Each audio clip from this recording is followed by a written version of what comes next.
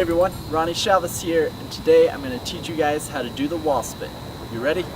So the wall spin can be scary to learn at first because you actually are going upside down on the wall. But there are a few progressions that can help you learn this trick. Like with any trick, I like to practice similar movements that are easier first so I get comfortable with the movement, and then I can start progressing to the more complicated ones. So to get started learning the wall spin, you first want to make sure you learn the palm spin.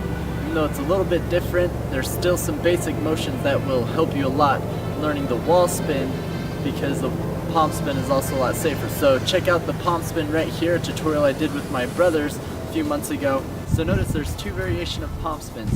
The first one is just my body being parallel over the rail, and the other one being inverted away from the rail. And that's the one you're going to want to know before you learn the wall spin. So just practice doing the palm spin, and you're just going to practice keeping your body away from it while inverting your body more and more as you feel comfortable doing it. I like to find anything slanted. It can be a wall, swing set like this, and then you're just going to do the same basic technique as a palm spin on it, except for you're going to be inverting yourself almost into a handstand but keeping yourself tucked. Now there's two basic setups to the wall spin.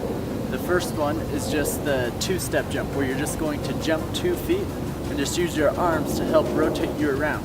The second one is the 1-foot takeoff. On this one you won't get as much height, but you'll have your back leg to swing and kick up, which will help you flip around faster. So depending on what you struggle with, you can do one or the other, depending on what will help you the most. Another exercise to get you comfortable with doing the wall spin is to first learn the cartwheel, and then doing the cartwheel next to the wall with one hand placed on the wall. All that will do is just make sure you feel comfortable being next to the wall while going inverted, but you still have one hand on the ground to keep you up in the air. So now you're ready to take on the treacherous wall. You've gotten comfortable with the palm spin, the inverted palm spin, as well as the wall spin on slanted objects. Now when it comes to a straight wall, there are a few things you want to keep in mind.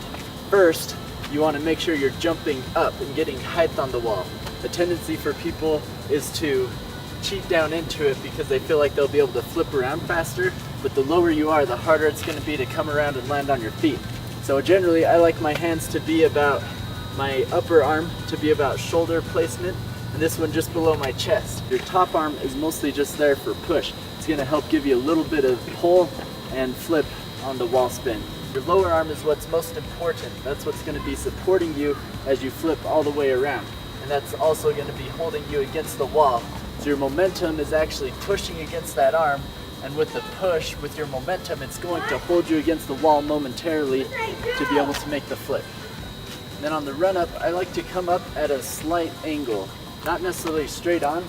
You can really do the wall spin at any angle, but really it just comes down to what you feel most comfortable with.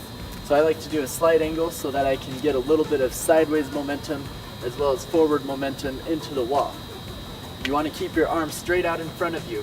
You're not going to let them bend in and let your body come in close to the wall, because that's actually going to make it easier to clip your feet, and it's going to be harder to push the flip out. Now the hardest part of this trick is probably the overcoming the fear to actually commit to doing it.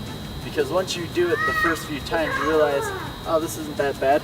As long as you're pushing yourself away from the wall, you're most likely not going to land on your head. But I would still recommend that you practice this trick somewhere soft, like on grass or with a mattress or something. The other key is all in the core.